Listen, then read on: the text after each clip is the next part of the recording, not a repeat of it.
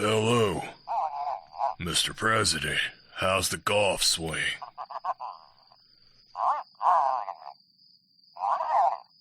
Sir, you know I'm retired.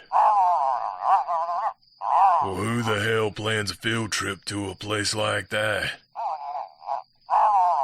Alright. I'm in. And sir, I'm gonna need the biggest fucking gun you've got.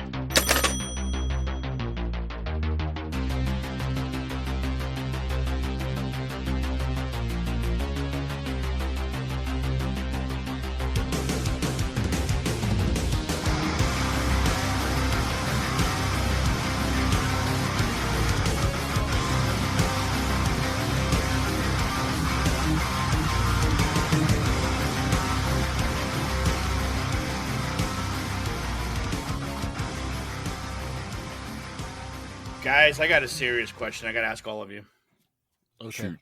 Are you going number 1 or number 2?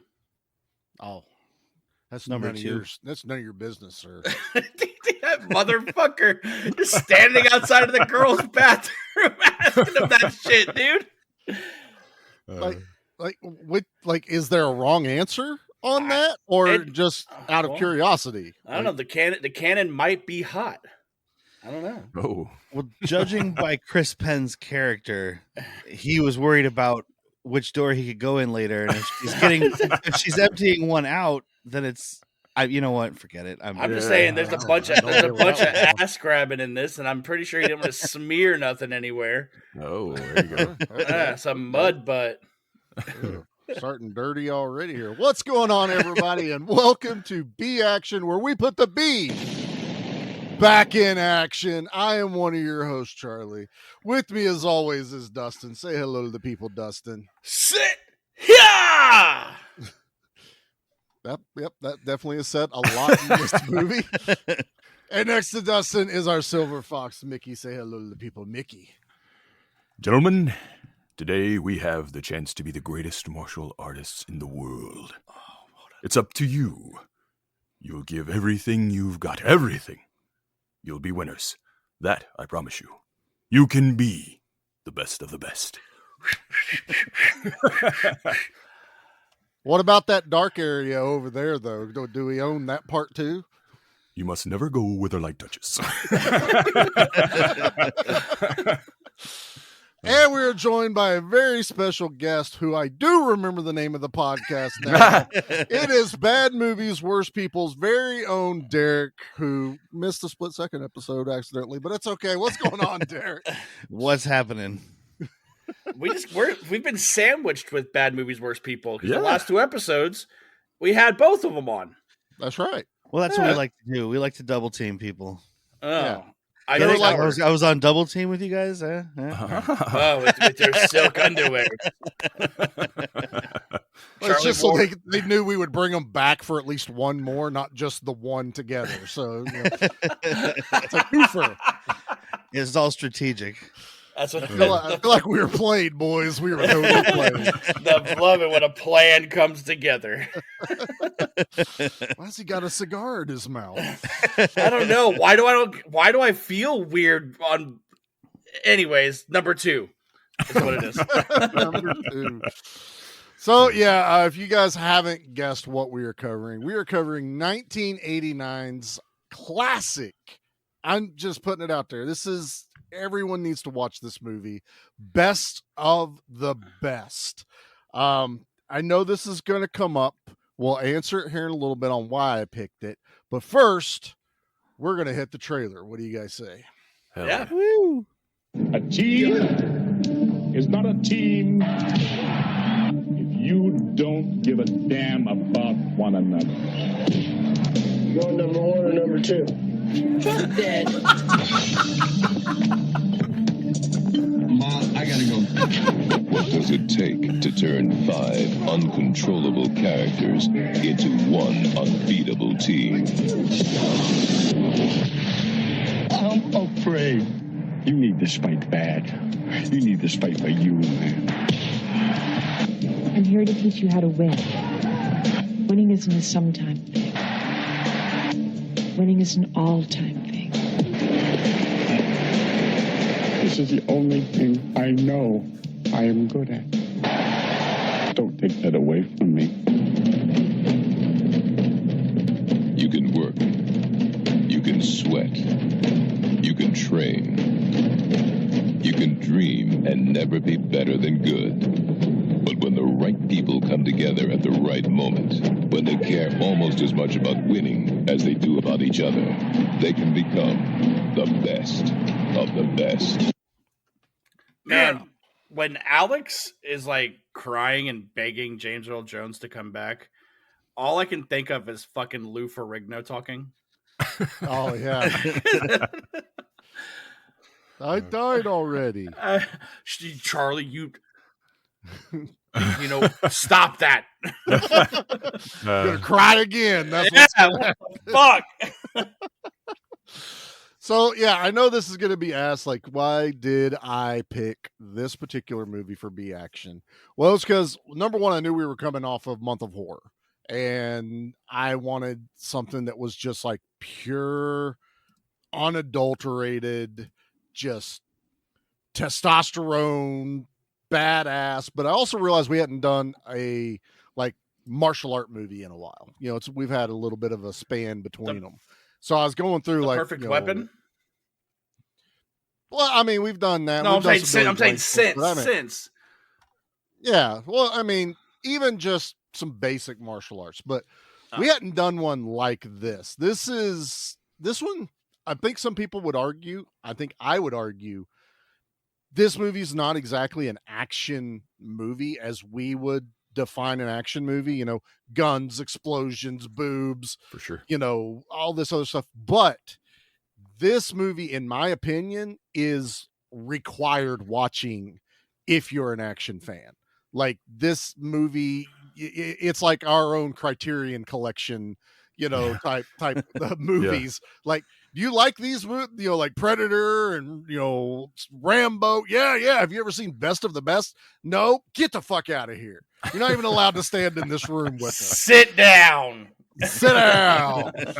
You have no say until you watch Best of the Best. And this is one I've known about. I grew up with, and I really just wanted to kick off, you know, getting back to form on B action with something like this. And I was curious about what we all thought about it and if we were going to have the same kind of, you know, reaction to it or thoughts about it. So I'll save my history with it, but we'll get into everybody else's history. We'll start with our guest, Derek.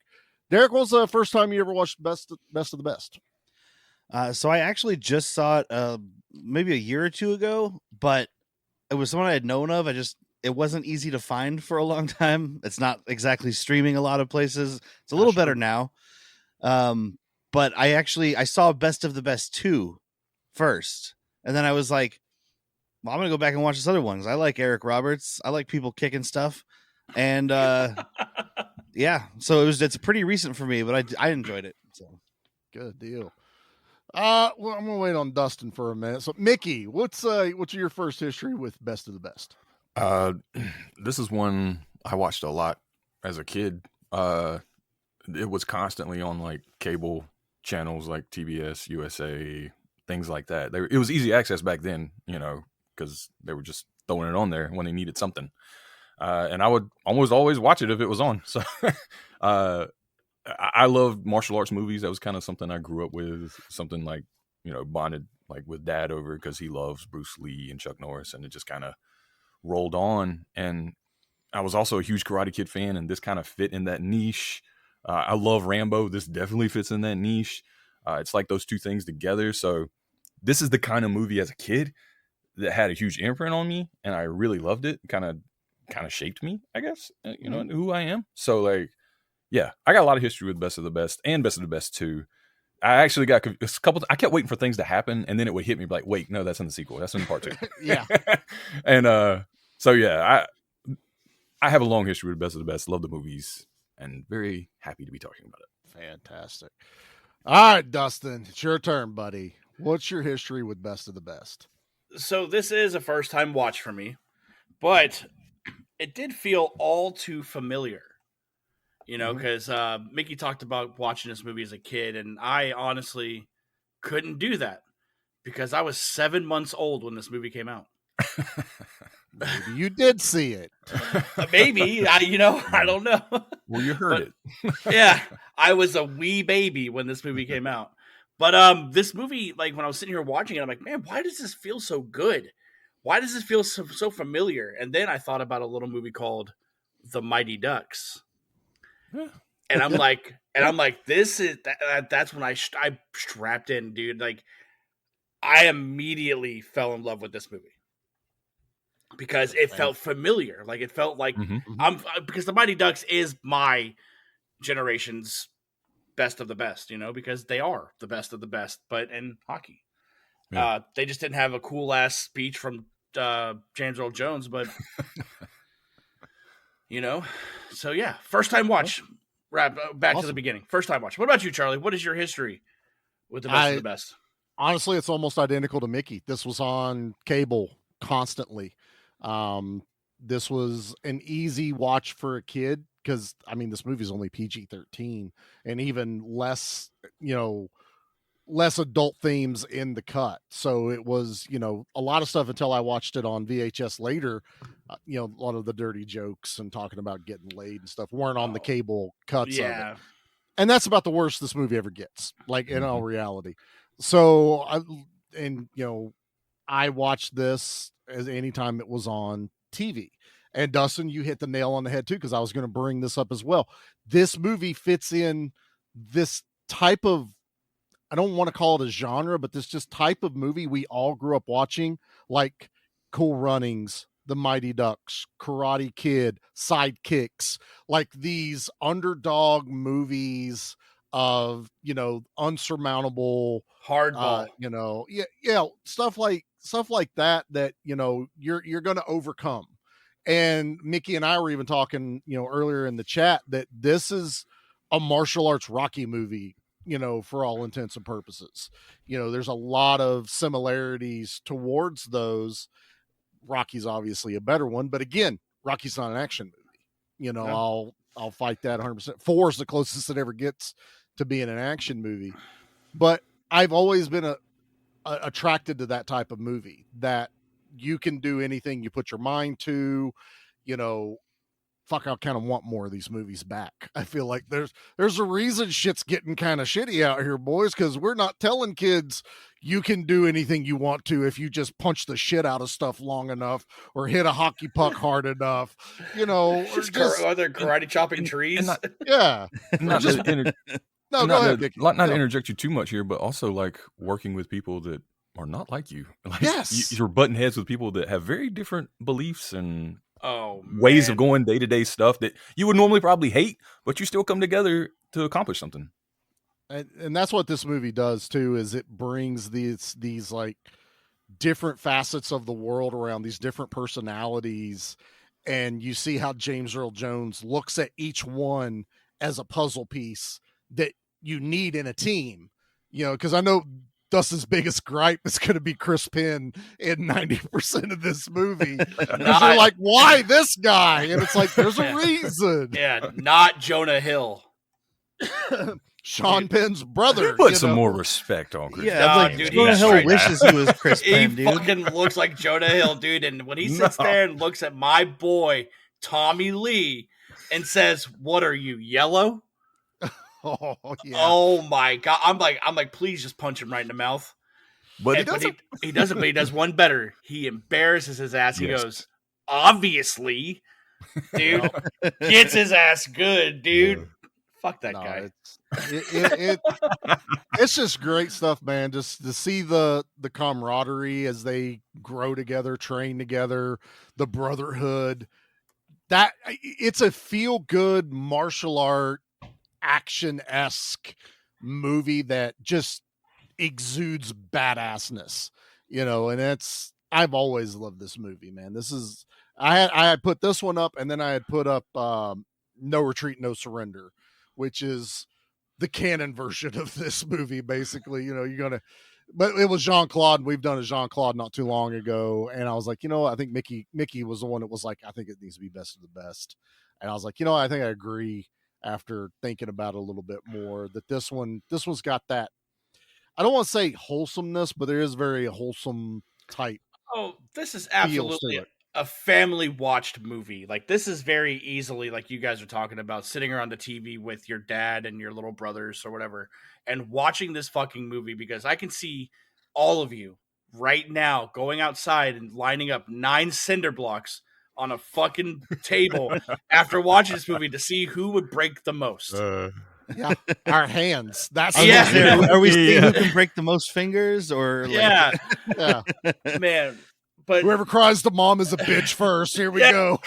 man, Charlie goes, "You better not fucking say nothing. You better not say nothing to mom right now." Or You're gonna tell her that fucking cinder block fell on you, right? That's exactly what happened. But this movie, Mickey, is littered, and I mean littered, with some grade A mullets. Oh, but you ain't like Oh, and the most beautiful hair ever. my god, On dude. film, I think Eric Roberts' mane in this thing is chef's kiss. I It- looked up to it as a kid. always wanted to have that. I'm getting as close as I can. It's never going to be that great, but yeah. Do you think Heartbreak Kid, Eric Rob? What do you I'm think? going Eric Roberts. It's my boy Grady. All right, so the Heartbreak Kid's mullet is done. I mean, Yeah. yeah. All right, That's that's fine. fair game. That's fair. Yeah. Like I'm saying, but there are a lot of good looking fucking mullets in this movie, man. No doubt. Absolutely. Gotta love the hair in this. There's also a very special mullet we meet in the bar fight that I know getting ready to Dustin had to be losing his shit Oh, over. yeah. I looked at Holly. I was like, "Do you know who that is? Do you know?" I'm like, she goes, "No." I said, "You wouldn't know him now, but you've always seen him at conventions as a really old man." And she goes, "Who is that?" I'm like, "That's fucking Kane Hodder. All he needed was a beret and breaking people's backs over his There you go. fucking knees, dude." Yeah.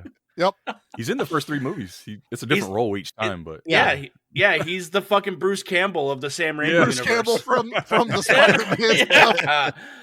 Where do we fit Kane Oh, Hodder? He's but- going to play a major role later. Don't worry, we got you, bud. But Mickey, when he goes, "Hey," taps on the shoulder, and he goes, "Wow!" Oh, punches his girl right in the face. Dude. you can't do that anymore. That would not be allowed Shit in a was movie so now. Fucking funny. Oh, dude. Because there just are a like, lot of oops, Yeah. my bad. And not only that, going with Travis, Crispy, and being a piece of shit character was like, that's right. Don't take no lip from her. And I was like, dude, come on, man. He dogpiles on that shit. But look, we have to remember it's a different age. Yes, But it's also equal rights and lefts. So- Oh my god, dude! But yeah, that whole bar fight is just beautiful because I love how they set it up because they're like, "All right, you don't want none of this." And Tommy Lee walks up, he goes, "Guys, let's fucking go."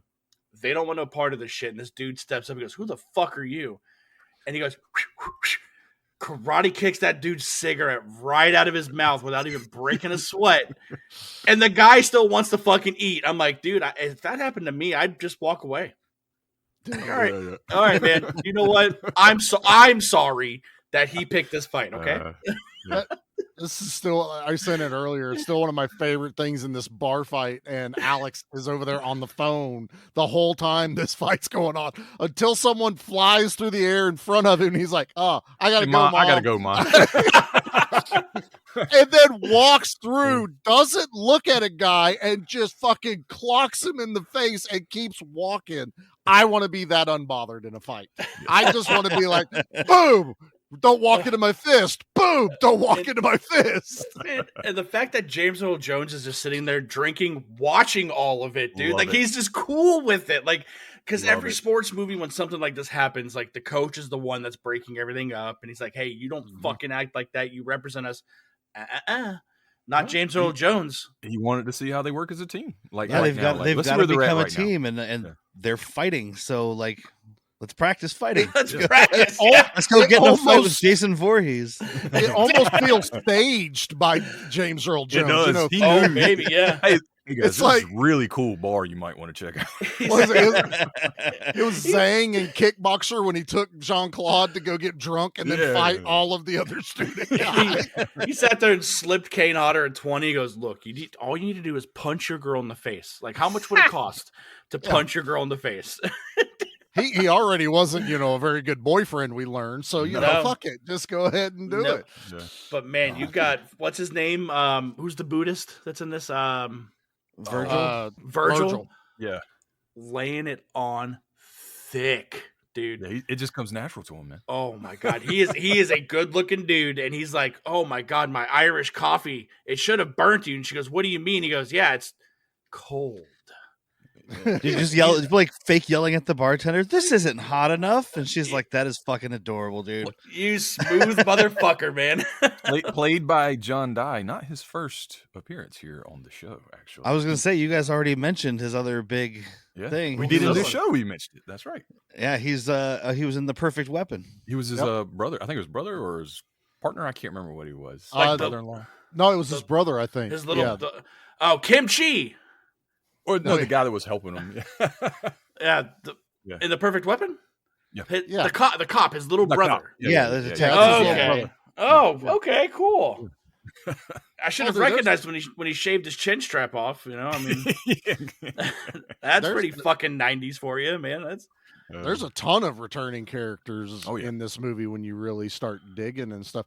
My favorite, though, that I always get hyped, and I kind of forgot that he was in here, is the guy that he's the money guy at the beginning that James Earl Jones is arguing with.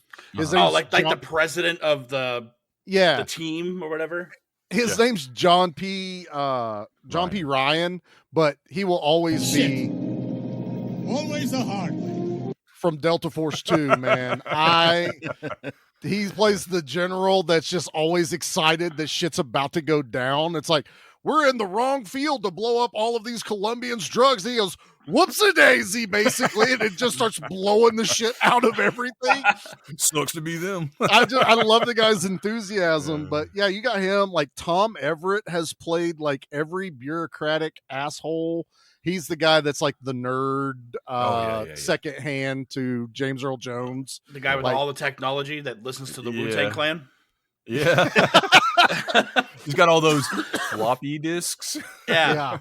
Or for his hard drive, Mickey. Yeah. There you go. That guy was driving me crazy because I was like, I know this guy from something. And I had to look through stuff and I was like, maybe he was in Tremors 3. And that's the one. That's the one which is unfortunate for me. Which is unfortunate for me that's the one I was like, that's him. He's the fucking FBI guy or whatever, the Bureau Land Management. Yeah.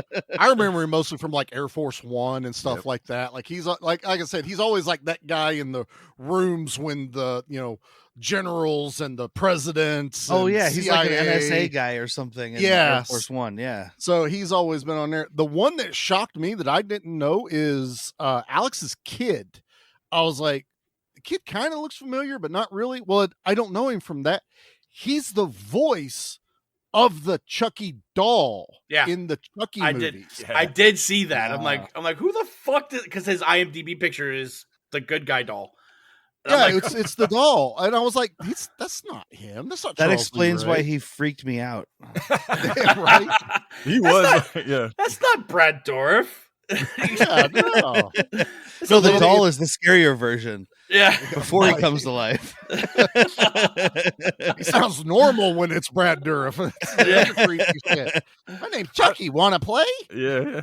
I love the way this movie starts. Not to go backtrack here, but no, go for it. This is Mickey. This is where he lives. You've got this karate like demonstration going on with all the Koreans, super serious, and then we just hard cut to like a motor factory in Detroit with some rock and roll over it, and I was like, dude, let's fucking go. This is everything I love in a movie.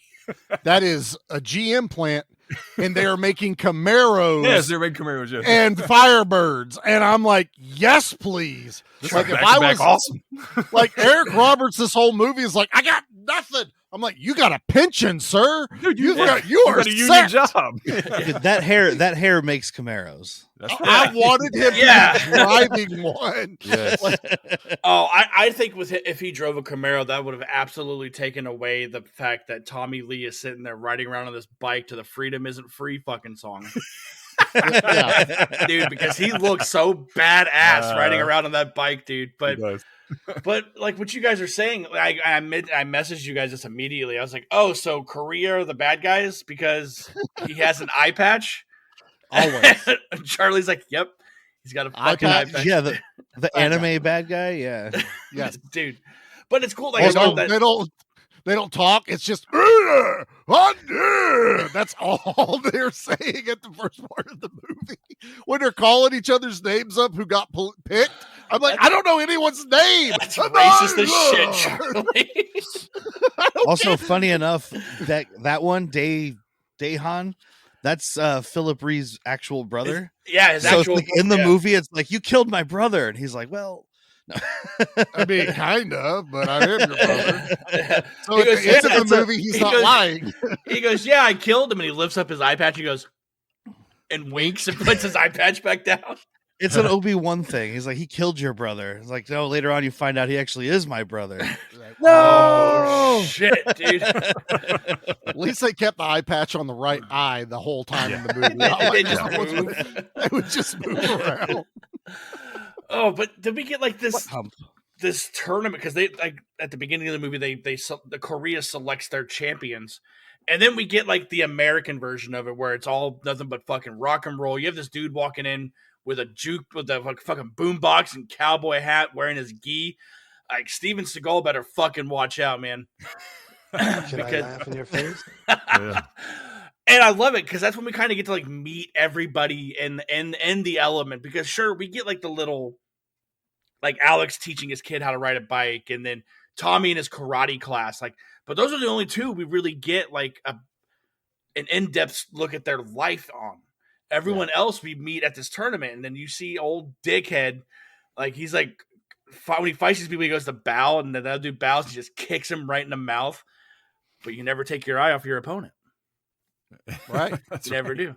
And like Mickey said, you always need a bad boy on your team. Yeah. You need Well, that James Earl edge. Jones says it. He's like, he's a fighter. Because like everybody's questioning why he picked it. But I just want everybody to know I used to be Italian, but now I'm Buddhist. I'm just kidding. I was never Italian. My name's Tony. I'm an Italian. I fucking love that shit, man. Did you read up on that guy, the guy Sonny, like who was in the runnings to play him? No, I didn't see who was going to play him. Because I was going to be mad because I started reading this trivia, and I was looking at it, and the name Iron Eagle popped up. Oh yeah. One of the punks, like one of like the trio. I think his name's like Pack or Puck. He's the kid that wears the backwards black cap and like the bullies. Okay, yeah. Was supposed to be the Sonny character. I got you. And I thought your ass just tied this movie to Iron Eagle, and I was like, man, It's not hard. I will do that. I with bet all my you picks can. from now on. At least it would have been a guy who was in more than this movie. that's true, yeah. And he's unfortunately the most unmemorable of them too, because like everybody has like this cool like arc to them, except for him. Yeah. I think that kind of happened a lot of times when you have these like ensemble movies. You've got the ones that obviously we're supposed to follow closer, and then some of the ones that are just kind of there as filler, but sometimes they accidentally become a fan favorite. And then you've got the ones like, who the fuck was that? You know, just it happened in Mighty Ducks. You know, I'm sure there's 2 or 3 players that you're like, you know, they were teammate number 7. You know, you're just like, I don't remember who the fuck that was. He's at conventions. You're like, what's his name? Teammate number 7. Yeah. You remember that one time when that goalie took the back shot, and I don't mean back shot. That was me. Yeah. So yeah, I get that, and he is. I don't want to say the weakest because I like his character. They just don't. On one side, I'm okay that they don't dig a whole lot in everyone because this movie's like, 98 minutes long. So I'm like, I don't need a 2-hour long. Tell me everyone's backstory. Everyone's got to have some kind of hardship. This guy's just happy to be there. Sure. But I do kind of wish I did care about him a little bit. I think my biggest issue is they were like, we're really going to get you to focus to be, you know, your fights are tighter, quicker, because this is who you're up against. And then he fights this guy and he literally gets his ass handed to him. Yeah. And you're just kind of like, wow, none of the training took apparently. Like I kind of feel bad for this guy. Well, and everybody kind of got their moment or their arc of some sort, except for him. His whole Right. storyline is just I'm Italian, and also maybe I'm hard of hearing. Yeah. Because every time someone talks to him, he's like, "What? Huh? Huh? What?" And half the time he's got headphones on, but even when he's not, they're like, "Hey, Sonny," blah. He's like, "What?" Do you think that's why he ate shit in his final fights? Because he didn't have his headphones on listening to Big Papa? Maybe. He didn't have a God, fucking soundtrack hard playing, Jesus. like in Iron Eagle, where you got to play your soundtrack before That's you right. fight. That's See? fine. That's fine. If he like that'd have been a cool little thing where like he had like the inner song playing, like and like that's what would help him, because like I was just poking that hardball, and in that movie they do that at the end. Like he has to take his fucking headphones off. Yeah. Yeah. So, and not Jonah Hill has this cool arc when he stands up to Jim. It's fucking nice guy Eddie, dude. Come on, this is Chris Penn, not Jonah Hill. When he stands up to James Earl Jones, he's like, "We need him on our fucking team." And James Earl Jones like, "When did you start caring about other people?" Yeah. That would Right be like now. my one, I guess, mark against the movie as an adult now is I don't see the change like where it happens. Then again, we don't want this movie any longer, but Yeah. Right. I kind of wish maybe they had cut something else and like just to see how he got there. Like, cause he was just he was this way and then now we're this way. You know what I mean? you needed that moment of him realizing without everyone involved, we're going to lose. Like you needed to see that or be told that. And it just kind of like everybody runs away at that one point and he's like, we need everybody. Hey, He becomes the leader of the pack. Is that what the problem is? They could have showed something instead of having this like 5-minute side story about Eric Roberts' son getting hit by a car. And I'm like, I guess Eric Roberts was just like, I need a dramatic moment. So they did that. But it's like, he's like, I have to go home. He goes home, touches the kid. He wakes up. Cool. I'm going back. I think that could have been done way better. I'll agree with you. To me, that's my weak point is the additional like storyline for Eric Roberts. I don't need it. I would have preferred not to have been hit by a car because that goes nowhere, but just something else like the kid just isn't reacting well with the grandparents or something. And he feels troubled that he needs to be there, but he can't leave. Like you can show me that disconnect a different way and then have Tommy be the one that actually physically left. Because then you have like Alec being like, I didn't fucking leave. I could have left and you fucking left. That makes you, worse than me now, but we need The you, worst of the worst. the worst of the worst. I mean, I guess it's because like Alex, Eric Roberts, I can't remember his character name. That's Alex. Eric Roberts is like holding Tommy Lee in because Tommy Lee's got all his issues with his dead brother and all this stuff, and Eric Roberts is like his anchor. So that's I guess their thing is like, well, Eric Roberts left, so now Tommy Lee is having a freak out, and now he has to leave too. But again, it's just like, why have the kid get hit? But have the kid be sick from the beginning. He's terminally sick. He's always fucking sick with something, and Eric Roberts is just worried about him. I like that. You should But like that a kidnapped lot. by the Koreans. Oh, he's been kidnapped, dude. But I'm okay with it because we get the rules laid out from the get-go. James Earl Jones, he goes, I've got you for 3 minutes. And he's like, do not be late. That's rule number fucking 1. Yeah. And what happens? Grady gets a phone call. Yep. It makes him late, and then that's what escalates him to make that decision. And it's like how James Earl Jones treated the situation. But we all learn everybody in this fucking movie, like Tommy Lee, James Earl Jones, they all have some type of like barrier they're trying to break down or build up a wall because something happened in the past and they don't want to happen again. I.e., we learned that James Earl Jones was this kid Tommy's brother's teacher, right? Like his coach. Okay, real quick. That didn't make any sense to me. This is the first time I noticed it because I've seen this movie a few times. They're watching him and the guy from Tremors are watching the videotape at the Put beginning. some respect on his name. Agent. They're watching that videotape, and James. It's like the first time James Earl Jones has ever seen it. He's like, "Has anybody else seen this?" Like da da da. And then all of a sudden at the end, he's like, I was the coach. And it's like, wait, you just saw the tape. I picked Were you up not on there that day? too. Yeah. And I think James Earl Jones, either it was done up in editing wrong or he played it wrong. I think he should have been more shocked that there was tape. Yeah. Of Yeah. it. Well, I think okay. I think that was why he responded like that, because we get this badass bombshell that comes in there and just breaks bricks in front of these guys. Like, she fucking, all right, who's first? And all the guys are like, I don't know. And she goes and cracks all those bricks. But then she goes and she kind of puts the pieces together. She goes, what are you guys not telling me about Tommy? Yeah. Like, what do you guys know that I don't know? And she goes and finds his portfolio and there's pages missing. And she's the one that's kind of like putting all the puzzle pieces together. I think James Earl Jones, when he watched this video, was surprised at the fact that this dude had it. Yeah. I just don't think they're very clear on the way he responded. Like, I wish he would have been like, where did you get this tape? If he had said that. Yeah, if he'd have said that and be like, where did you get this? No one can know you have this. Yeah. Then that you're makes like, much more sense. Yeah, you're like, and then you're not spoiling anything for the viewer. You're just like, oh, James knows more than we realize.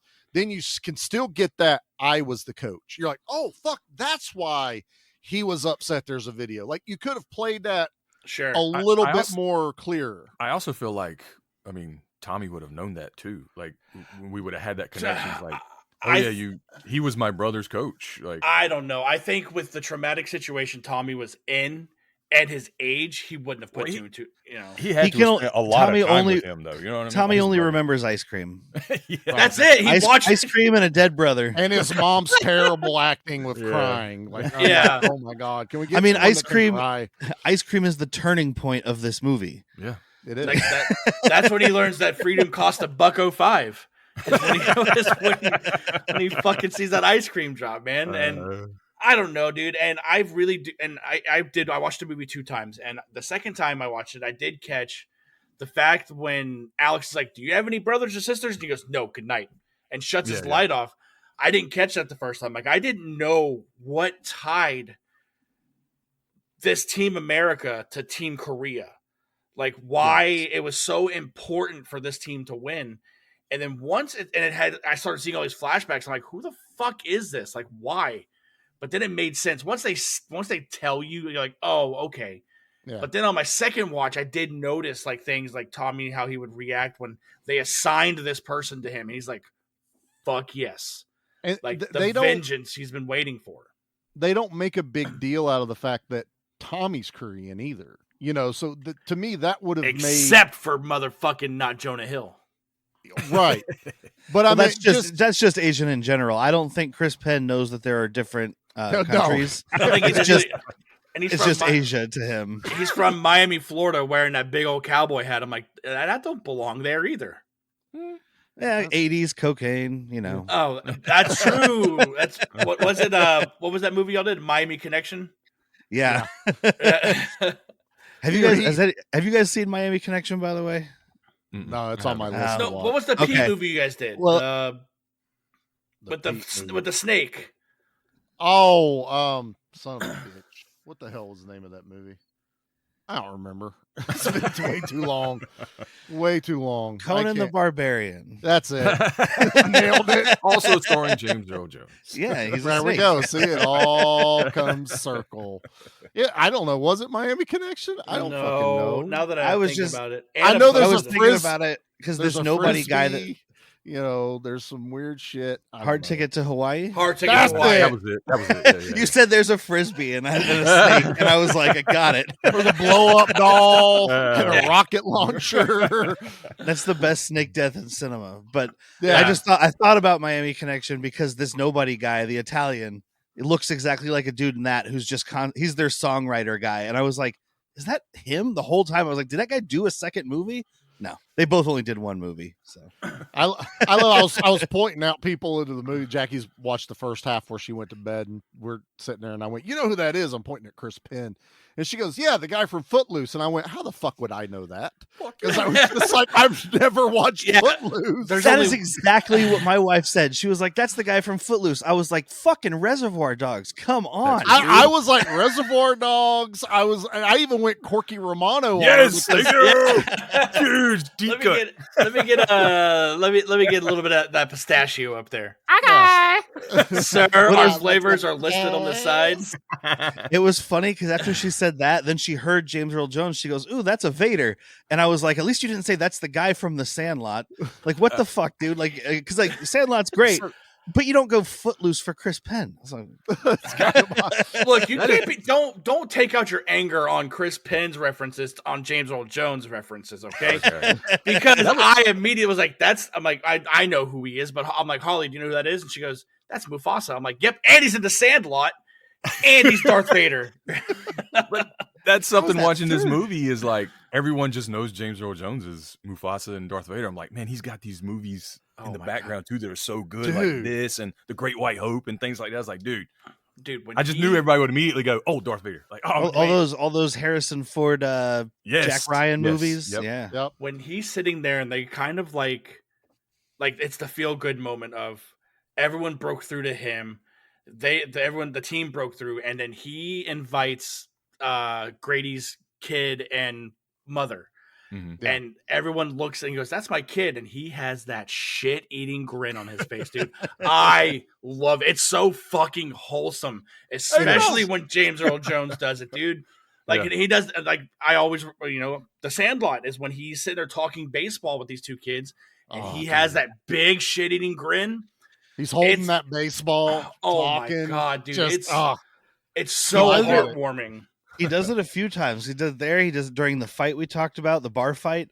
And then when Chris Penn is fighting the dude at the end and he just like loses his shit and like he's like, hey, calm down, don't act like that. And then he just turns around and he's just like he hit that fucking guy out of the round. Dude, but this final fight I want to talk about, man, because everybody goes through the ringer, like Virgil, Sonny is the first one up, right? Sonny's the first one up and gets fucking murked.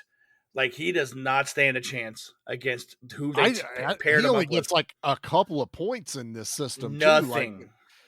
I think it's 11-7 at the end, so it's not as bad as what they showed us, but it's still not great. Not a good start. What they showed us was 11-3. That's what we saw. Well, it shows you at one point the scoreboard's like 20-7. Yeah, at one point. Yeah, Virgil gets it like it's like 20-9. Like Virgil just showed up and got his ass whooped. Yeah, the least amount of points actually. Virgil was. Yeah, he only scored like 2 or 3 points total. Yeah, I guess he does. Let's be fair though, because he almost died in this fucking movie, so we're gonna cut him a little bit of slack. Yeah, you see fucking Tommy's like foot imprint coming through his back, dude. Back of his gi blew out.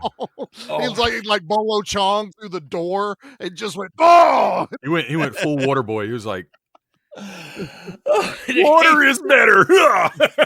Compliments of Captain Insano.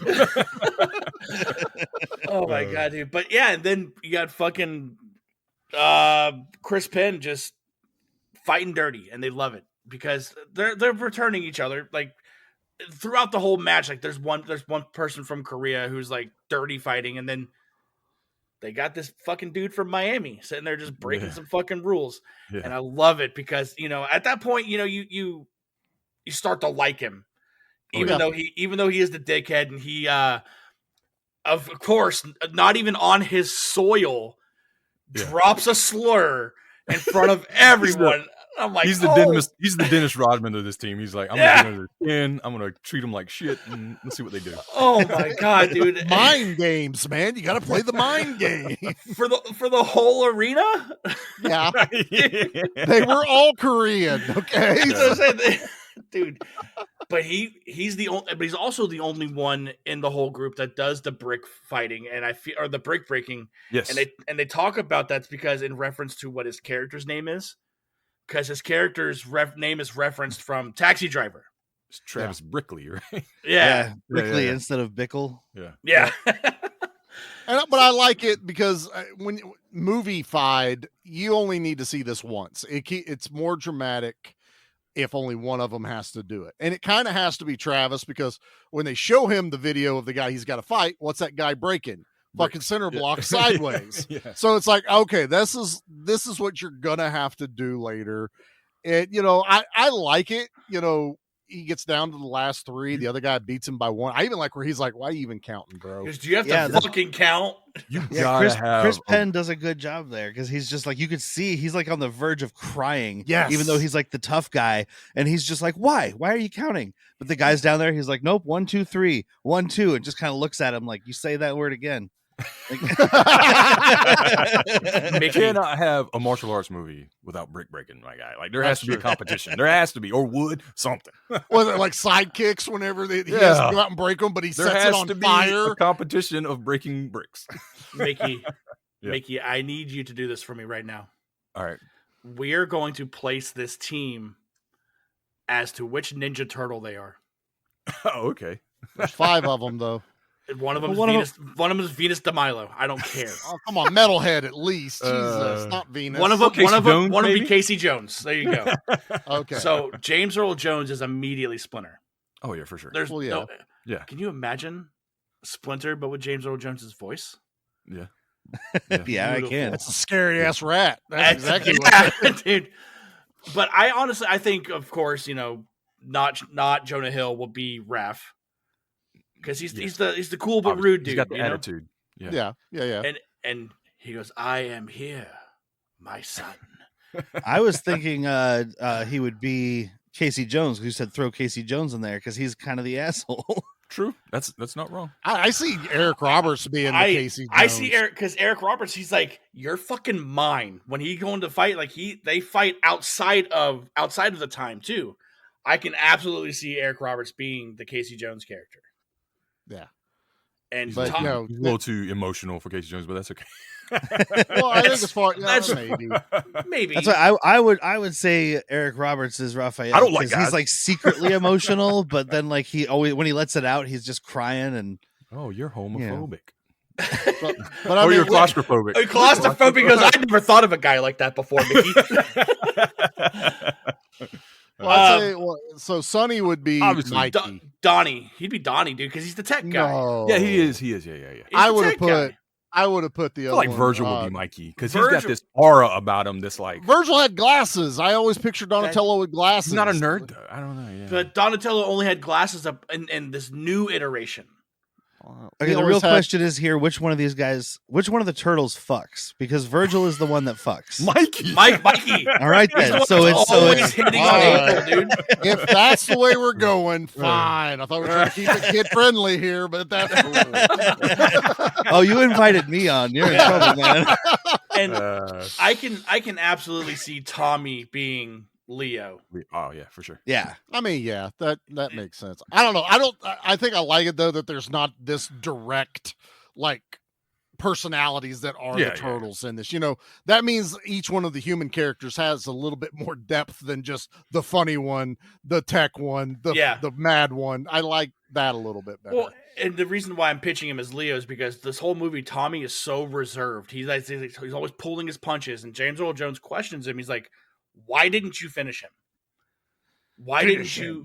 Yeah, Dude, when they're doing that fucking pressure sensor thing and they're kicking it, and he's like, James Earl Jones just yells at him to quit holding back, and he fucking like that's you guys are talking about when Virgil gets kicked in half, but he breaks that fucking thing. Like you just see the thing snap and the little grid flies apart or the little sensor thing. He's like, dude, what the fuck? Okay, hold back a little bit. That was expensive. He cocked his fucking leg. Did you see that? This is ready to go. That was like Van Damme in Hard Target when he unholstered his leg. Yeah. Tommy's over here going, all right, here we go, bitches. You asked for it. Virgil's on the other side going, I'm in danger. And just fucking, dude. Yeah, he said it. James Earl Jones is like, he's like full force. And he's like, no, no, Full force. That's Dude, fucking great, dude. dude, what? Virgil, do you know where you? Virgil, do you know where you are? The Don't kick floor. Virgil. I'm Virgil. oh my God. Oh, but man, I love it, man, because and we just talked a little bit about it. Like Grady's fight in this is probably my favorite one out of them because I feel like Obviously. it has the Iconic. most going for it, and the whole movie they're like your fucking shoulder, and I forgot about his shoulder.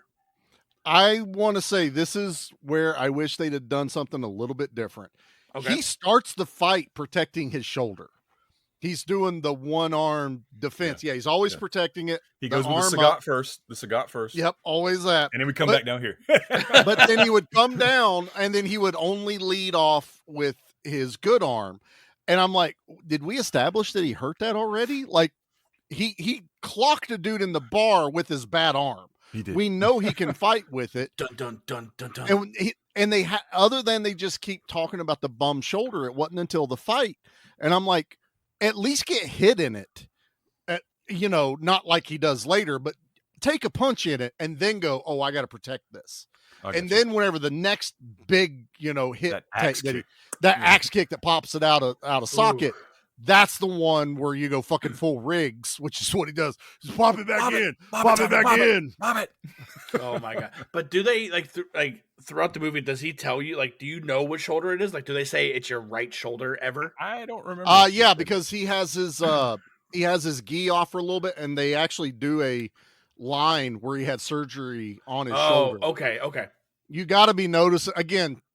Seen this movie more than a few times, so you do start picking up on it, and they do keep bringing, especially the Grady, not the Grady guy, but the guy that owns the division or whatever. He's always bringing it up, and the mom brings it up, like it's told to us, but he doesn't protect it until the fight, and it always just felt weird to me that he started the fight, because I would have figured.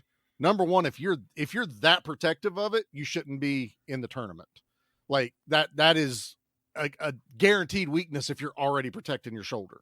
But think you're going to be okay, take a hit in it, and then go, oh, I fucked up.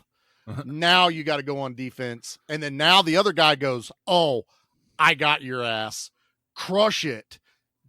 That would have landed better for me on his fight. His fight's still the best. I think he just assumes that they know because they know everything about the Koreans, they've got the tapes and all that. So he's just like, I don't need to wait for this guy to kick me in the shoulder. But during practice or something, there should have been some kind of issue. Maybe that's why he leaves for the afternoon. He's got to go to the hospital. Setback instead of his kid getting hurt, like something happened to his shoulder during training. Yeah, let Tommy accidentally fuck up his shoulder and irritated or something where he's just like, and then he flinches pretty hard and then make even James Earl Jones go, oh, did I make the wrong call? Yeah. Because he's been fighting for him. There's a better way to have explained why he goes in so defensive immediately. Then he gives him a jersey that has a C on it. Yeah, because now he's captain. Now he's the captain of the team. On those sweet ass Adidas jackets. Yeah, I like that he goes, look, here's where we're going to start, and eventually we're going to be a team. But until you're a team, you can wear what you're wearing now. He kind of had to earn the coats and the outfits, sure, and everything in there. And I did like that. But back to the fight, Eric Roberts' fight is my absolute favorite. He's got that fucking top knot hairdo going on over there. He's got the most unique style of fighting. To me, this is like this is the best fight, honestly. Even though Tommy's is cool, Tommy's is meaningful though. Like his has a purpose. This one is the best one. But Eric gets the Rocky fight. That where he almost gets fully fucked up and then still comes back. It's the whole it's the whole tape it up. I'm gonna go out there and fight with one arm. That shit's like, yes, let's fucking go. It's your action conclusion fight because then you have to have the emotional conclusion with Tommy. Even though in real life he's the best martial artist and his fight is cool. They're doing they're flipping around and doing all kinds of crazy shit. Kicking each other in the nuts. But, that's what brothers do. Kick me in the Jimmy. And then you have the Eric Roberts is, he comes back into the fight and all he has to do is be there for 30 seconds and all his points count. But then he still goes for the fucking end. I'm going and fucking punches that dude and kicks him out of the fucking ring. We're going for 2. We're gonna win. Oh my god, dude, it's so awesome. Dude, he kicks him the fuck out of that ring, dude, and everybody's like, what in the shit? And you know why? He's just like Daredevil. Yeah. Oh, okay. His other senses strengthened Yeah. once he lost one. I thought it was the rays from the arena thing that kept everybody at the equal power levels, and then he kicked them out of the ring, which is an instant win. Yeah. Man, but dude, this fight with Tommy and what's his name? What Dahan? Dahan. Yeah. God damn it! When that fight starts and he goes, "Wow!" Asian right in split. Tommy's face, dude. Dude, that opening punch is amazing, dude. Every punch and kick in this fight is like beautifully. It feels real. It feels Yes. like it connected. Yeah. And they emphasize once we meet Dahan's character, they're like, he is 35, but do not let his age fool you.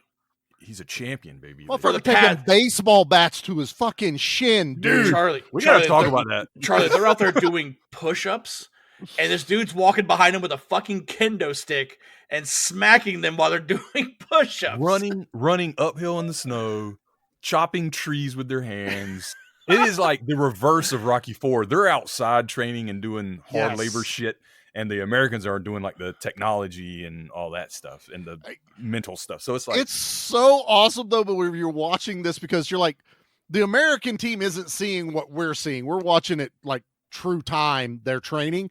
But the way it's so perfectly choreographed and picturesque when they're hitting the trees and then snow falls. Oh Hit the my tree, God, dude. It's snow beautiful. falls. so cool. Yeah. It's so fucking cool.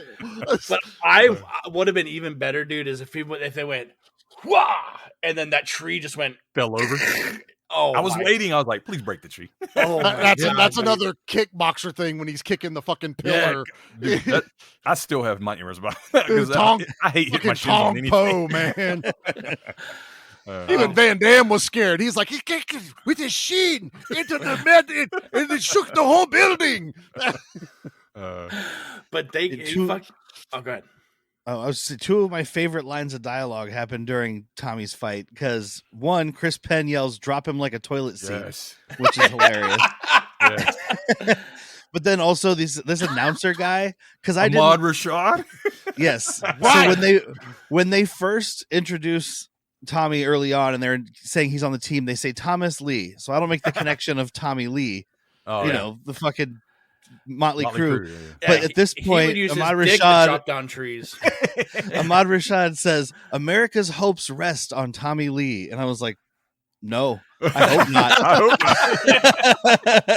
This was about the time him and Pam Anderson were going at it, and I'm so glad you brought that up. Mickey, you keyed in on it. I was like, when the fuck was the last time you've heard Ahmad fucking Rashad in anything? Like, this guy was everywhere in the 80s and 90s. That's one of the things I forgot about the movie, and I was like, "Holy shit, that's Ahmad Rashad!" Because I used to watch like the Inside the NBA like on Saturdays because there'd be nothing on TV, so I just watch it because I did watch basketball. But like, I was like, "Dang, I forgot Ahmad Rashad was the announcer." He was like the main commentator we grew up with. Married Mrs. Huxtable, Felicia Rashad. Yes.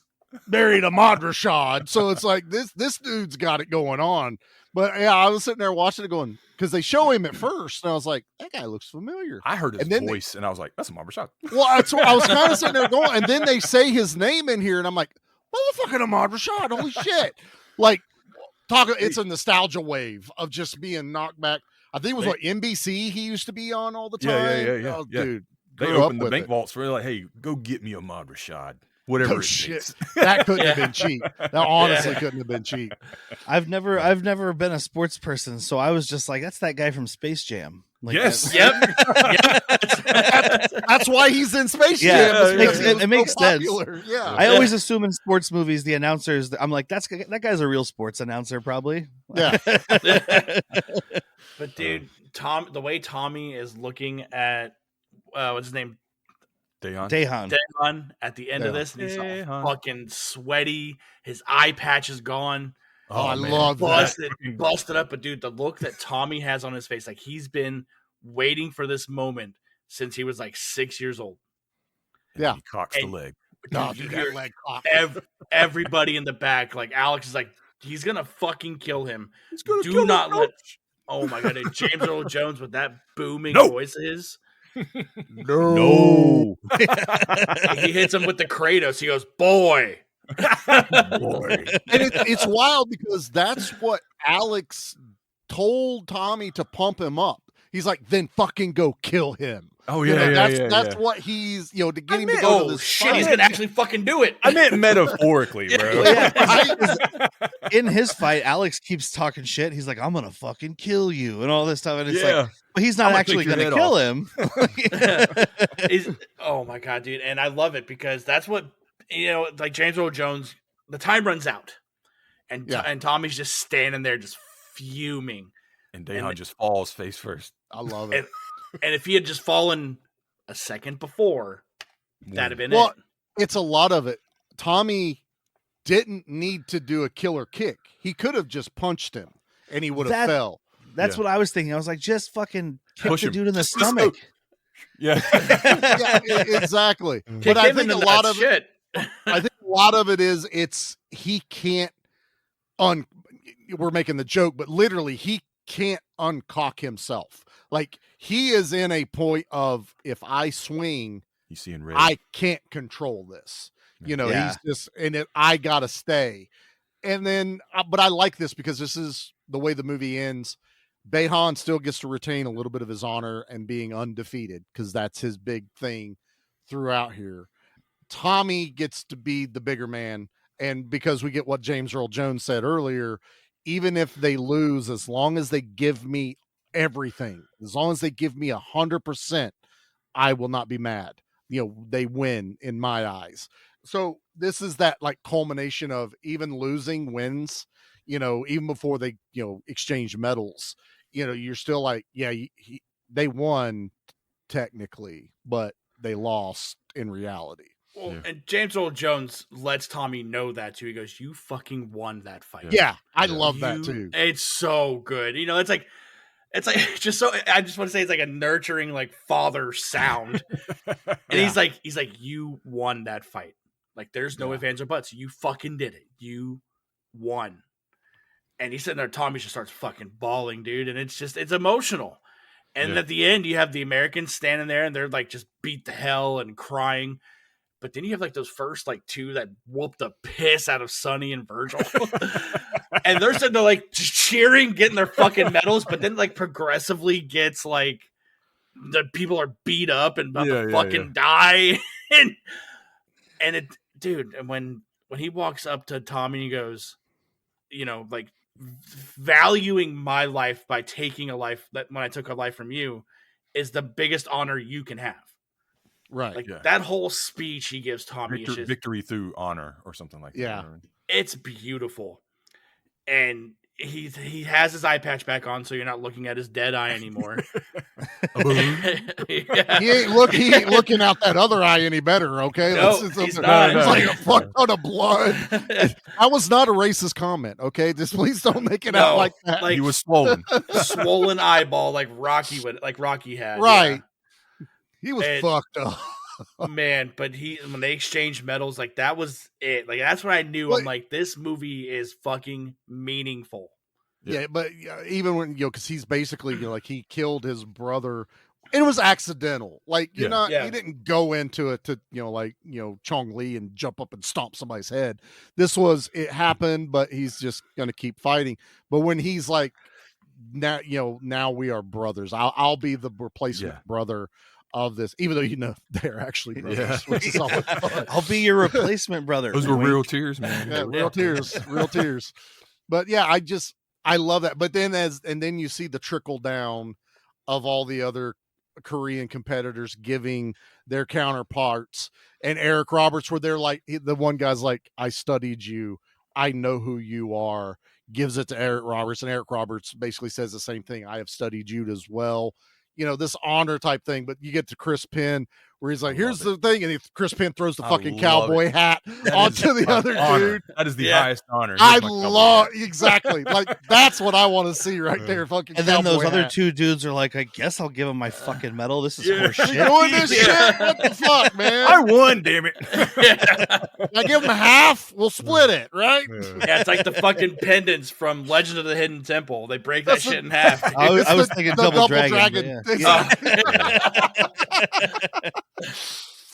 No, but I put it in the chat last night. I was like, dude, this fucking ending gets me going every goddamn time.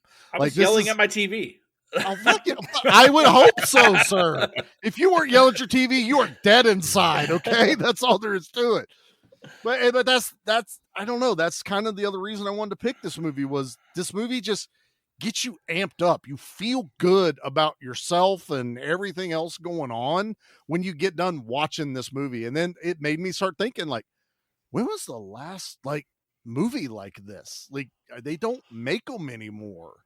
And there's nothing wrong with these movies, but there is no more insurmountable odd movies coming out.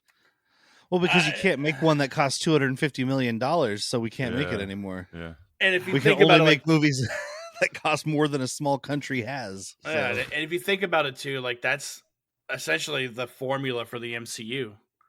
Is like the odd. Well, look at Guardians. Look at the Avengers. I mean, I would say at least fine. the Thanos era, like that one, the Infinity Saga. But to me, it's like I don't want to see superpowered people have to overcome that's fair. That's odds. That's fair. You know what I mean? I like the everyday person. And these guys do martial arts, and I'm not that, but you still get the heart of it. You still get all these guys that, don't think they can do it, and yet they can do it. I guess there's been a couple of the football type stories that have come out in the 2000s. I don't know. There were replacements of We Were Titans or They Were Titans. Remember or the Titans? Remember the Titans.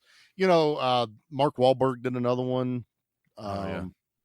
Invincible or Invincible movies like that, not Rockstar, not Boogie Nights. I love Rockstar. Carter. But I think we had this talk before about, I think it was during Iron Eagle, like, where are these movies? The adventure movies. This is another one of coming together, teamwork. Look, I understand maybe it's not cool to say we're American anymore, but come on, man. Some of our values haven't gone away. This is kind of like, these are teaching movies, to give you confidence in what you're doing, that even if you lose, oh, well, you tried, that type of stuff. And that's what I love about these movies, man. Yeah. On that note, get off your pedestal, Charlie. Just fucking pick an action movie next time with guns. I sent you guys that fucking gif of the dad from the cop from Cloud with the Chance of Meatballs with the tear. He goes, "Get back in there, get back in there." Suck that tear back up. That's Mr. T too, by the way. No, I know. You put some respect on that. Well, not the second time. It's not Mr. T. No, he didn't come back. Okay. Let's see. We usually do kill of the week, and I think it's really bad taste if we say it's Tommy's brother. Our favorite kill. I'd say we're just going to go with favorite fight sequence for this. Okay. The boss says we're dealing with John Mortis. Really? I heard he beat a guy to death with a toilet seat. What? No way. It's true. They also said he killed a man with a soft pretzel. Whoa. I don't even know which one of those sounds cooler. It's definitely the pretzel. Well, now it's a hand grenade made out of a pencil sharpener. That's right. There you go. Absolutely. All right. Let's start with Derek again. Derek, what's your favorite fight sequence or moment in Best of the Best? I mean, we talked about it, but it's got to be the Alex Grady, Eric Roberts fight, because, like, it's the biggest fight, like, most fighty fight. We get to see the most of it, plus the ending with the popping the shoulder in and coming in all strapped up and then just kicking that dude straight out of the ring. So that's got to be my favorite. Fair. That's a great one. Yeah. Dustin, what's your favorite? Dude, it's when Kane Hodder fucking cocks back and hits that girl in the mouth. But just what escalates from that, man, like they said, Tommy Lee comes in there and just shows off, dude, and he's like, I don't even want to fight, but I'll fight you. Yeah. And does it, Chris man. Penn body slams a dude through a table, and I'm pretty sure it was really Chris Penn because you see him struggling to hold this dude up and flip him over his head. Dude, there was a pinball machine casualty in this. There was. Sorry, Pete. Yeah. Pinball died in this, man. Kill of the week. There it is. That's the one. The pinball machine kill of the week. Mickey, what's your favorite fight? Just to not loop in, I feel like everybody was going to say Alex Grady's fight. I really like Travis's final fight, and I really like the breaking for they had the tiebreaker, right? Like, yeah, 3 points apiece. How are we going to break this tie? Who can break the most breaks? It's really cool because as much as he is a dick, I don't like the way he treats people, but I do like his edge as a competitor because that's something I was down with too. The bad boy. I like getting people's heads. It was fun. But I liked his fight because he kind of came around, even though he still had the edge, but he wasn't being dirty per se. He was just doing what it took to win. And then breaking the bricks was fun. And then he said, "Oh, you got to count him, man." Like, obviously he could. Right. That's mine. Awesome. I think I'm going to do two different things. One, my favorite punch in the entire movie is when Eric Roberts punches that guy at the bar and doesn't even look him in the fucking face. To me, it's just my favorite moment. But my favorite fight sequence that happens is Tommy and Dehan when they do those fucking like counter moves against each other. One rolls, one jumps, they flip around each other. No one's actually landing anything, but it's so well choreographed that it's like a fucking Crouching Tiger, Hidden Dragon, but on a fight mat. Even Ahmad Rashad's like, holy shit, look at the amazing sportsmanship going on over here. Like, it really does look awesome just how they did that. And, I'm sure as brothers in real life, they're always training and sparring against each other, which probably adds a level to that, being able to fight one another instead of just learning the moves in a week and trying to do it. Like, I'm sure they threw a lot of their own stuff in it, but I really like the ballet of the fight between Tommy and Dehan. So nice. Cool. All right, let's talk about the poster. Come on, you guys are making this too easy. You looked way tougher in your mugshots. All right. So, let's see here. I'm pulling it up. This is another There's one of two those official posters. Yeah. I thought there Yeah, was definitely Nate. two. Yeah. One Nate. I always knew, which is them all in that sick ass team pose. But the posse. Yeah. Yeah, And then the other one is more like, this is an Oscar rated movie. Yeah, one is action movie, the other is drama Dramatic. movie. Yeah. That's exactly how that goes. So I'm going to say you could pick either or. Dustin, what's your favorite poster? Does it match the vibe of the movie? Yada, yada, yada. So I'm going to go with the one off of IMDb, which is the one with the badass fucking 80s band photo. Yes. Of them standing there with their hamburger meat out. What would have been better is if fucking Travis was wearing that cowboy hat in this. And he had a hairy chest. He might. And he probably does. I bet you his gi, he doesn't have a black belt. He's just got a big belt buckle.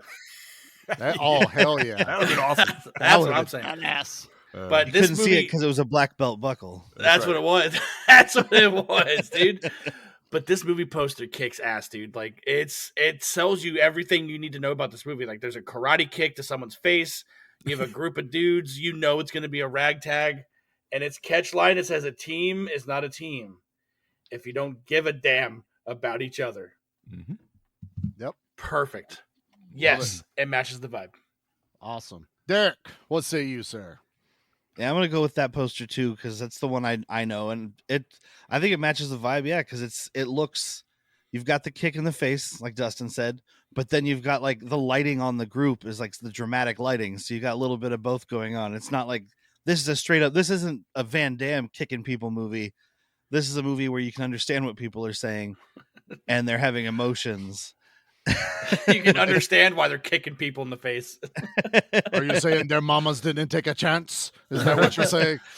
I also just love that the poster, both of them, just have Eric Roberts, James Earl Jones, and Sally Kirkland at the top. There's no Philip Ree. There's no Chris Penn. I'm like, it's Tommy Lee's movie, But Eric Roberts was, I guess, the more of the star. I mean, Eric Roberts, who's been in 798 things. So, This is a and that's not working me man. exaggerating. No, that's his number exactly on IMDb. 798 acting credits. Because we just recorded an episode about an Eric Roberts movie. Not this exciting. It was a Lifetime movie. Oh, hell yeah. Karate Lifetime movie?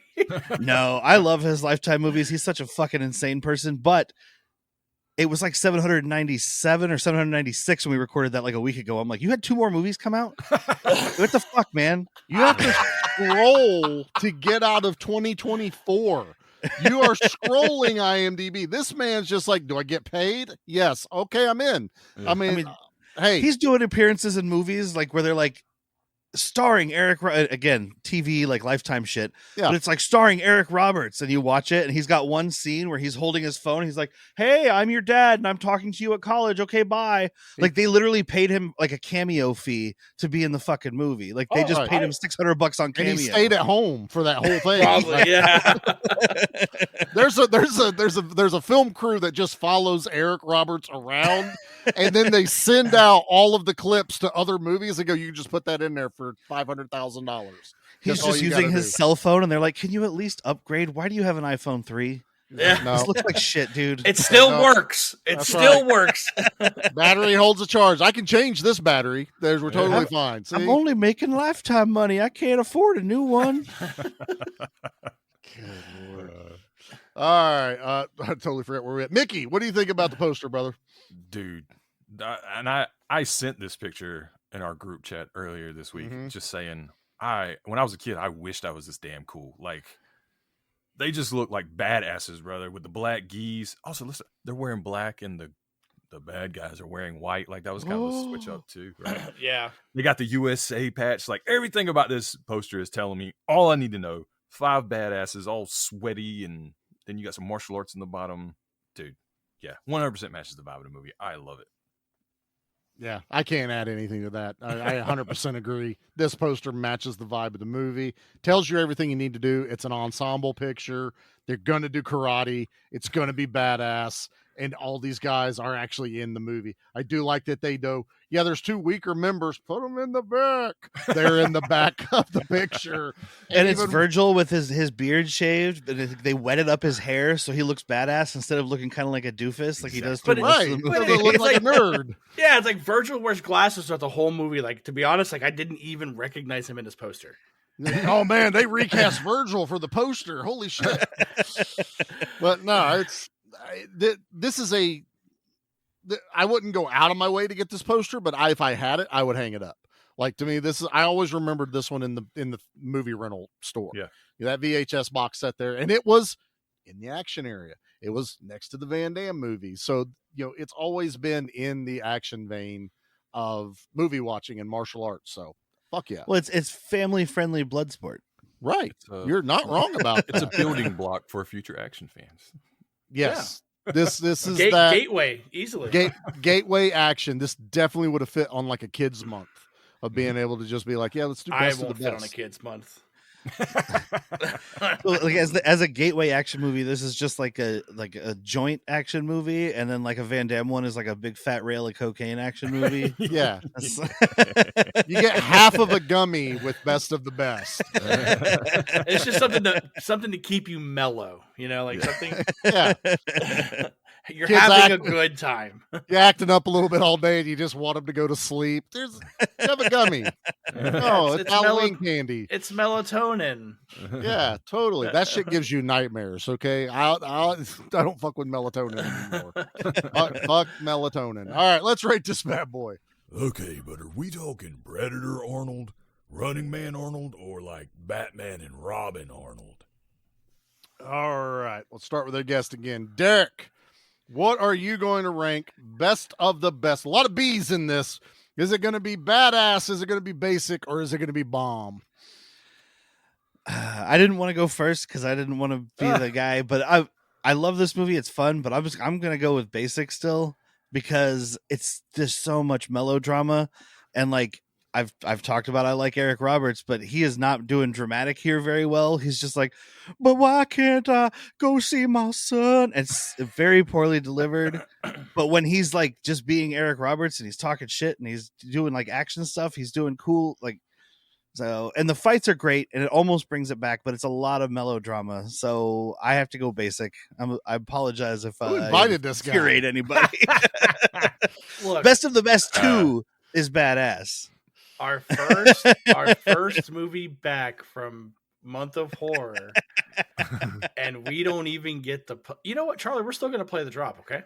Oh, I've got us covered. Don't worry. I had a contingency plan. Look, you guys are the ones with the 3 levels, all right? It's not quite badass. It's not quite basic. I don't want to say basic ass. It's right in between. It's right in between those two, though, because it starts basic and then you have the great badass ending. So that's okay. It's okay. You can say basic ass, dude. I'm cool with that. It sounds worse, movie. though. That sounds lower. Yeah. How is that with bomb ass sounds way better than basic ass? Yeah. All right, forget that guy. Dustin, what are you ranking best of the best? Oh my god, dude. I brought this up earlier, man. I love the Mighty Ducks a lot. And I love that feel-good feeling you get when you're watching the Mighty Ducks and they finally come together as a team and shit starts going their way, but then at the very end, they get fucked. And it's the same deal in this movie, man. Like, I loved watching this team, even though there are some people, one person in this team who you're not supposed to like, but you have to defend him because he's part of your team now. The shit he says is wild, but the actions back it up. That bar fight sealed the deal for me, man, with everybody. I fucking love this movie. This movie is badass. The fight scenes at the end, like the tournament part is just, it's fucking, I don't want to say nail biting, but it's like, there are parts that are fucking wild and you get excited and you want to go chop some fucking bricks up and smack each other with kendo sticks, dude. Like, it's badass. This movie is badass. Fuck yeah. Mickey, what say you, brother? James Earl Jones alone in this movie is badass. I don't even need the fights. There you go. I got you for 3 months. So that's one of the tropes that I also like in movies, and honestly, kind of in real life, is like the hard ass mentor, teacher, coach. Like, I've always gravitated to those people. Like, when I played sports, even teachers, like the teachers that were the meanest were usually the ones I liked the most somehow. I don't know how it worked. Like, the ones that were harder on me, because once you crack that, you realize how soft they are, like on the inside, how much they really care, because everything they're doing is for your benefit. They're making you hate them. They're pushing you. Yeah. But in the end, you're better for it usually. And that's kind of what this is, because he's a hard ass. The whole thing, like, I don't give a damn your son gonna run everybody by a car. You're gonna stay here. I was like, dude, chill the hell out. Like, let him go. Choice. Just let him go check on his son. I thought Dustin was gonna say, make another one. You know, Do it again. But he has so many. I mean, it's James Earl Jones. He's acting his ass. He's got so many great lines and moments in this movie where he's loud and full of bravado. I love that. And then under that, you get all the karate stuff. You get Eric Roberts. I totally agree. My man was thinking this was going to be an Oscar flick. He was like, I'm going full emotional. He should have pulled it back a little bit. Yeah. But yeah, everything else is awesome about this movie. It reminded me of Karate Kid. It reminded me of Rocky. And that other trope of Bad News Bears, like a team that should not work together, comes together to do great things. That's always something that's special to me. That's why I love Major League. I love it. Oh, yeah. Man, I love sports movies like that. I like that, where butting heads, I don't like you, but by the end of the movie, you're like, I understand you and respect you, and we're going to kick ass together. So, yeah.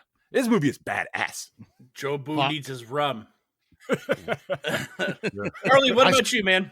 I still don't like this. I still don't like you. Let's strike this motherfucker out. Yes. Yeah. Yeah. Dude, obviously this movie is badass.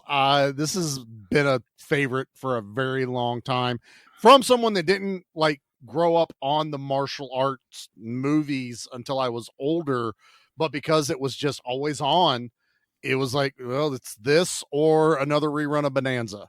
So let's watch Best of the Best.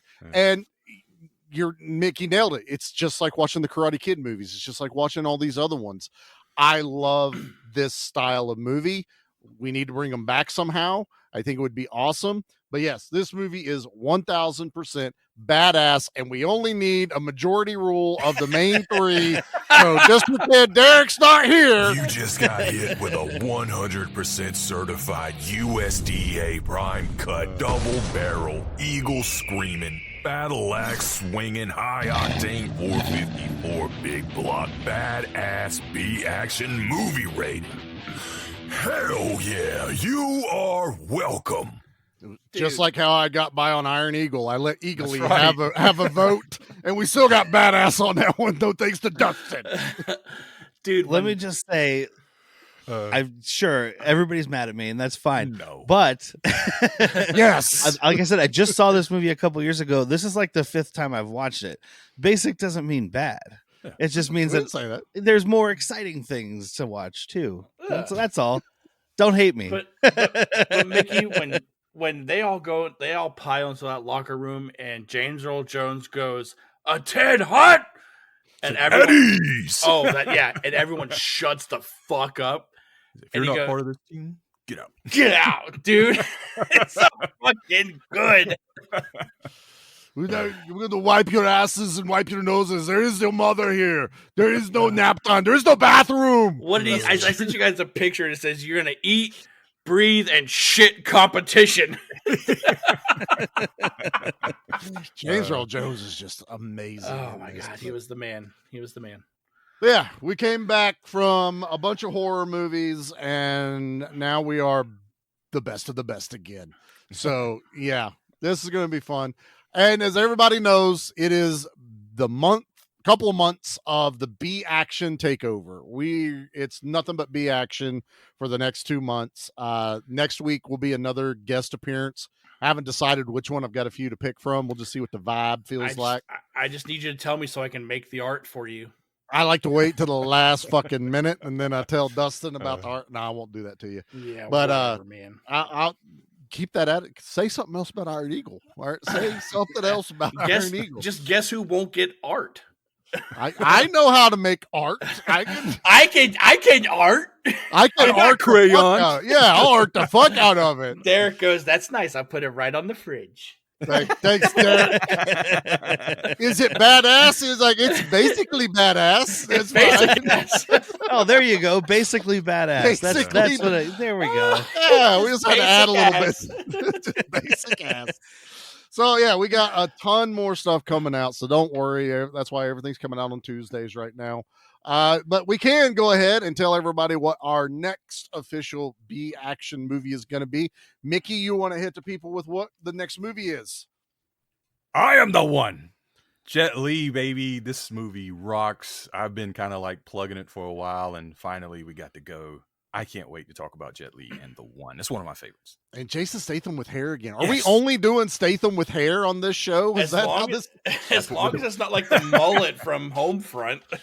No, this is more of a fuzzy-headed Jason Statham in this, but also not starring Jason Statham. No. He's like, this is early Statham. Like barely a co-star in this movie. I haven't seen it since it came out. Oh man, you're in for a treat, dude! Yeah. I love the one. It's the one that has like Lucy Liu on the cover, right? No. No, the cover is just Jet Li wearing black stuff because he is the and one. a cool pose, right? And it doesnn't have Antonio Banderas on the front of it either. Oh, it does look like Christian all Bale. of those covers. It's actually Christian Bale. Is it Christian Bale? Yeah, Christian Bale. I'll do it as. It's one equilibrium sever. This one. All right, Dustin, what you got going on for November? So over on the Flicks and Friends, we are in the middle of Stan Winston month, and when this episode comes out, we just put out our episode for Congo. That movie fucking rules, and let me tell you, Paul broke my heart. We hear veto Paul. That sucks. Congo rules. Paul is vetoed in life. It's Just not period. Jurassic Park. I just want everybody to know Michael Crichton doesn't have a lot of good books. Jurassic, he doesn't have a. Have you? How many have you read? Westworld, Congo, Jurassic Park. That's it, right? You know he does a bunch of dragon stuff. Have you read that? No. Good. So, Congo rules, and it's a very near and dear movie to me because it's a grandma story, and I tell it on the episode. But over on the Baron's Hideout, we will have our Thanksgiving episode out. And then the following Thursday, we got to sit down with the producer and actor from Hell House LLC, Joe Bandelli. And I did not let Charlie call in. It's bullshit. I was even trying right when the thing was happening. Yeah, it was a solid fucking interview. Hour and a half conversation, and that dude just talked, and it was awesome. He would have liked me. I don't think so. Yeah, that's all I got. Okay. Mickey, we do anything with you? So I will just go ahead and say Mickey has officially stepped away from Play for Keeps at Nerd Initiative. Okay, it's a bittersweet moment. It's not something I did out of like anger or something. It was just Mickey needed to get a break. He threw every fucking thing. Like it just, if it was I not nailed down, he threw it. Please still support my co-host Tom, who's going to carry the torch and keep the show going. I love him to death. He's a great guy. I'm going to keep watching because he's funny. He's cool. We're into the same stuff. So he's a big nerd like me. Otherwise, though, I mean, I'm still voice acting and sound engineering for Iridescent Acorn Productions. That's a long name, but that's their YouTube channel. We have like a little pirate show. It's kind of like the old radio dramas. You know what I'm saying? We're kind of doing that. So cool. Yeah, and he's still here. Yeah, and he's still here. Yeah. Always here. Yeah, that's really all that matters at the end of the day. So, is there anybody else? Oh yeah, Derek at your podcast. Yeah, your basic ass. Yeah, basic ass people in bomb ass movies. What we got going on over there?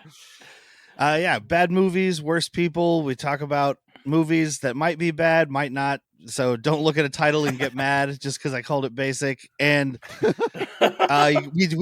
release an episode every Monday. So this is coming out this week. Yeah, this will be coming out the 11th. Yes. Okay, so right now, this month I turned 40. So I took over the whole show. I took over the whole show, and I picked stuff that some of my favorite type of stuff to watch that they don't usually let me do. And our episode this week is about Dead End Drive-In, which is an exploitation movie that involves cars, surprisingly. Whoa. Australians don't usually do movies with cars, right? Never. It's a lot of fun. Cars. It's about fucking Razorbacks. And also on that same feed, Jack and I do another show called Han Took Shots First, where we're talking about Star Wars in chronological order. And right now we're doing his favorite part, which is Book of Boba Fett. So we got that stuff coming out too. There's a lot going on over there. We have 2 episodes a week right now. So I'm pretty sure Jack says that Derek picks everything they do over there. But he says that, but it's not true. But Derek's like, I barely ever get a pick, so I get a month to myself. No, I choose shit randomly, but I'll say something and they'll just be like, nah. Like, so what we do to Dustin over here? Pretty much. I want to do House of the Dead. Nah. All right, whatever. I'll have you on, Dustin. I'm going to do a whole month of the Dead next year, and House of the Dead will be in there. Can I laugh in your face? Oh. I'm not looking forward to that one, but it is called Bad Movies, Worst People. That's true. So. That's right. That has all of it in there. But you know what should be at the top of your list when it comes to movie watching? What's that? House of the Dead. No. Always the heart. And but there's a valuable life lesson they teach you in House of the Dead, and that is don't just watch action. They don't teach you that. Be action.